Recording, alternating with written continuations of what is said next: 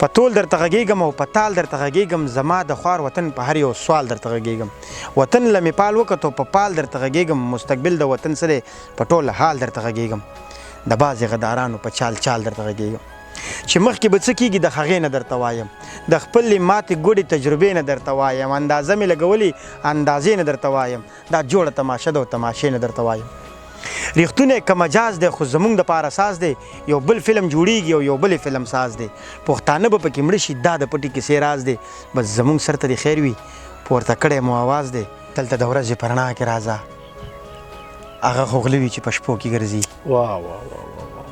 دوی که رڼا ته شونه امن مومي دوی به مړه کېږي که تیارو کې ګرځي د دې وطن د لیونو کاروان کې ما سره څوک څوک په کوڅو کې ګرځي داسې خوږ وي لکه ګوړه باجوړه او داسې تریخ شوې لکه جړه باجوړه ملاجان او ریحان زیب دې پکې بیله په پردي جنګ کې ککړه باجوړه ملاجان او ریحان زیب دې پکې بیله په پردي جنګ کې ککړه باجوړه زلګرو سلامونه نیکې هیلې او ډېر زیات احترامات محبتونه او خاصاتونه ومنئ خپرونه ده ستاسو خپله غزل زار او زه یم غازي نادان قدرمنو په دې نننۍ خپرونه به تاسو ډېر زیات خوشحاله یې او زما یقین دی چې بلا پښتنو به ډېر لوی انتظار کړی چې به د دغه شخصیت سره به ستاسو د ناستې کله کېږي د بلا ملګرو پوښتنې وي غوښتنې وي کالونه او میسجونه چې به لیوال صاحب له ته ولې نه ځي غوټ ته تقریبا یو کال نیم پکې تېر شو بېشکه راغلي یو عریف لیوال صاحب له بله د خوشحالۍ خبره دغه ده چې امن ته لیوال یو دغه کتاب هم راغلی دی یو بهترینه موقع وه د ملاقات عریف صاحب ډېره زیاته مننه چې وخت هم راکړو ژوند هم څنګه روان دی په کتاب ډېر مبارکي وم قربان شمه نادانه ښه ژوند درته غواړم ژوند ډېر ښایسته روان دی ستاسو په شان ګڼ ملګري لرم او څنګه چې تاسو ویل خوشحاله یم زه هم ډېر خوشحاله یم چې دا زما کتاب نه د پښتنو کتاب خاورې ته راغلو پښتنو ته امانت په توګه دې ته سپارلی کېږي نو دغه یو بوج و د دې ولس ځکه چې پر دې امانت ډېر غټ بوج وي نو دا مو د سر نه سپکېږي لګیا دی د ستاسو د ټولو ملګرو په مرسته دی که ستاسو ډېر کار دی او ستاسو لاس دی نو تاسو ته پې مبارکیانې وایم او دادونه درته وایم ډېره مننه نو دا کتاب امن ته لیواله یو دا ملګري په پېښور کې د کم ځای نه ترلاسه کولی شو داسې کم ځایونو ته ورسېد قربان شمه ډېره ښه پوښتنه دې وکړه نادانه یو خو به که پېښور ملګري کې څوک هم غواړي نو دا په کیسهخانۍ کې د هر یو دوکاندار سره ملاویږي بلکل هغې د ما هغه ورځ چکر والی نو د خوند دپاره یې بیخي په مخ باندې ایښی دی نو کیسهخانۍ کې هم ملاویږي په شب قدر کې د زیت الرحمن عاجز سره ملاویږي ګران سره ملاویږي په سوات کې لوی کور افغانستان کې د شاهباز لاله د ننګرهار کې ملاویږي د دغې نه علاوه که کوم ملګري غواړي نو بیا هغه موږ سره په وټساپ رابطه کولی شي هغه له مونږ په ډاک باندې لیږو او ګڼو ملګرو ته مو ولېږل قربان شم صحیح ده نو بس په دغه کتاب کې د نظمونه دي غزلې دي څه دي نظمونه دي غزلې دي څه چې زمونږ احساسات وو کومې چې هغه خبرې وي چې په کومه خبره به د خاورې له امن راشي او د پښتون ولس کې به د برداشت ماده څنګه پیدا شي او په دې کې به د کامپالۍ او د نمایندګۍ او د ترجمانۍ دا ماده په ځوانانو کې څنګه راشي نو هغه خپله ماته ګوډه هڅه مو کړې ده او دغه کتاب ته مو راوړې ده نو دغه څه مات ګوډ څیزونه مو پکې راغونډ کړي دي لیوال صاحب زه وایم چې کلامونه واورو بلا پښتانه ملګري هم ناستي او ډېر خوند او قربان شمه نادانه دغه څه شعرونه له به راشمه ځکه مې فکر په جذبو کې ګرځي ستا تصور مې په لیمو کې ګرځي دلته د ورځې په رڼا کې راځه هغه خو غله وي چې په شپو کې ګرځي دوی که رڼا ته شونه امن مومي دوی به مړه کېږي که تیارو کې ګرځي د دې وطن د لیونو کاروان کې ما سره څوک څوک په کوڅو کې ګرځي د دې وطن د لیونو کاروان کې ما سره څوک څوک په کوڅو کې ګرځي دلته شپونکی د دې نه دی خبر دلته لیوان ګډو بیزو کې ګرځي دلته شپونکی د دې نه دی خبر دلته لیوان ګډو بیزو کې ګرځي لیواله دلته نظام ټول بدل دی لانده میان خړو بو کې ګرځي زه کلام به شریک کړم بیا به کوشش وکړم چې نظم ته راشم ټول پښتون ولس ته په پښتنه مینه ډالۍ وي چې ته تې خبرې چې چا څه او چا ته وسپارلو ته تې خبرې چې چا څه او چا ته وسپارلو حق خو زما و خو یو چا بل چا ته وسپارلو زه یې وژلم هغې ډېر و زه بیخي یوازې نن مې د خپل باباجي کور کاکا ته وسپارلو. هغه ماشوم نن بلا مسلمانان راتاو هغه اوبو کې چې یو مور الله ته وسپارلو. هغه ماشوم نن بلا مسلمانان راتاو هغه اوبو کې چې یو مور الله ته وسپارلو. مونږ په ګرمه کې د هر شهید پوښتنه کړې چې کله بیا ته شوه نو بیا مو بیا ته وسپارلو. د فیصلو د نظام دپاره نه شو پکار په ډېره مینه مو خپل دین ملا ته وسپارلو. د فیصلو او د نظام دپاره نه شو پکار په ډېره مینه مو خپل دین ملا ته وسپارلو. مونږ پې پوهه وو چې دا وړی به نشي شړی. مونږ بس دا منډول باچا ته وسپارلو. لیواله نور مونږ سره څه د ژوندون په وړاندې دغه یو ځانو دا مو هم اشنا ته وسپارلو. نور څه شعرونه وایم بیا به نظم ته راشم نادانه چې ما د ژوندون ټول انتظام وژلی. ما خپل ارمان هر یو مدام وژلی. اول یې ښه د مینې درس ورکه بیا یې د مینې په الزام وژلی. چا یو سړی بېګا له کوره بوتله چا یو سړی څه په آرام وژلی. په خوب کې دغه کلی اور کې وینم د دغه کلي چا امام وژلی. حاجي صاحب حق ته چې حق نشي ویلی تا تقدس د پاک احرام وژلی.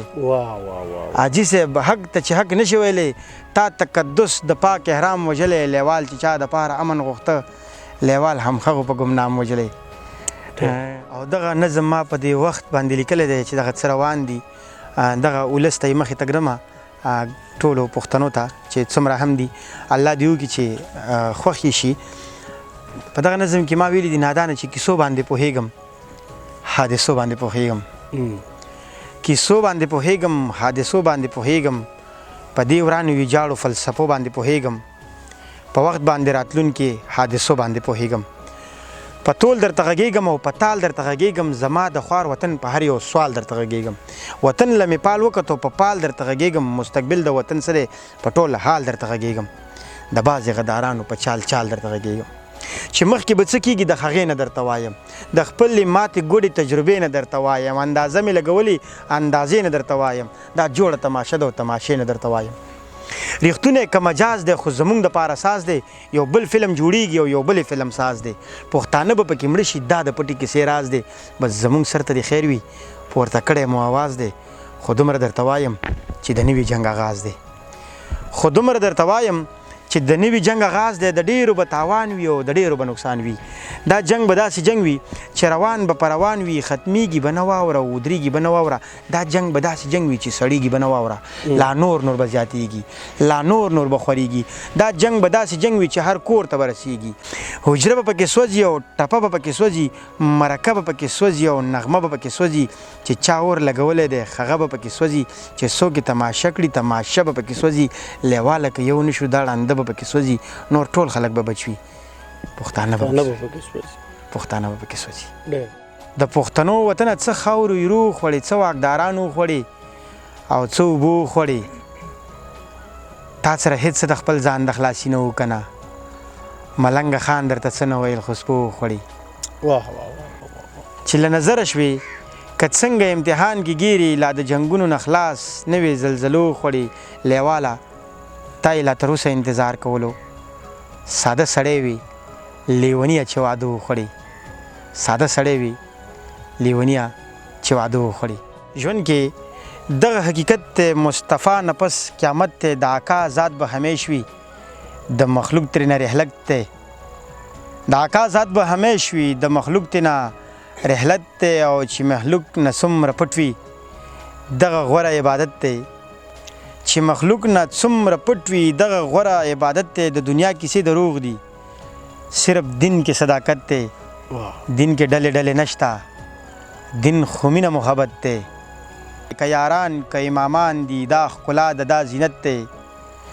تر نظر زله قربان شه زما ځان دی که عزت ته. تر نظر زله قربان شه زما ځان دی که عزت ته. هر وخت تا ته په سجده دی ستا لیوال ستا امانت دی. ستا لیوال ستا امانت دی.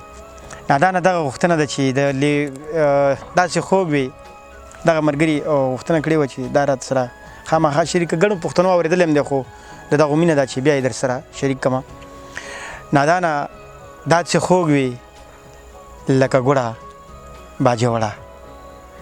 داسې خوږ وي لکه ګوړه باجوړه او داسې تریخ شوې لکه جړه باجوړه ملاجان او ریحان زیب دې پکې بیله په پردي جنگ کې ککړه باجوړه ملاجان او ریحان زیب دې پکې بیله په پردي جنگ کې ککړه باجوړه زه خبر شوم چې کړې در په سر شوې بیا ورانېږي خړه پړه باجوړه چې ترې نه خلاصېږي غاړه غټۍ ورشه دې بلا ته دې ملا تړه باجوړه چې ترې نه خلاصېږي غاړه غټۍ ورشه دې بلا ته دې ملا تړه باجوړه زه لیوال خو د چا لاس نیولی نه شم خپلو خان په خپله شړه باجوړه قربان مو شم بس یو دوه درې شعر اخیره کې مازدیګر زمونږ د کلي عجیبه شان کشاله وه مازدیګر دی نادانه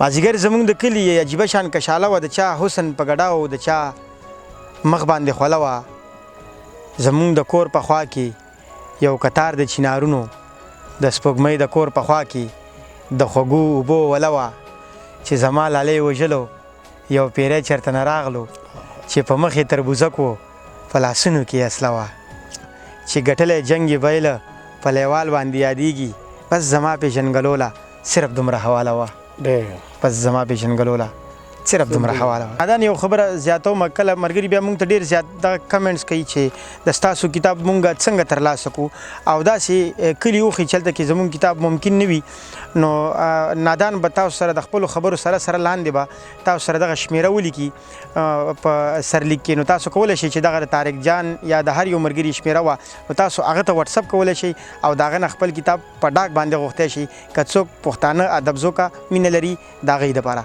قربان شي ډېره مننه قدرمنو عارف لیوال سره تاسو واورېدو د هغې د دغه کتاب امن ته لیوالو یو چاپ کېدو مبارکۍ له م راغلي وو دغه خپرونه م ترې ریکارډ کا زما یقین دی چې د نورو مرکو په شانتې به دا هم ستاسو د زړونو کورونه وټاکئ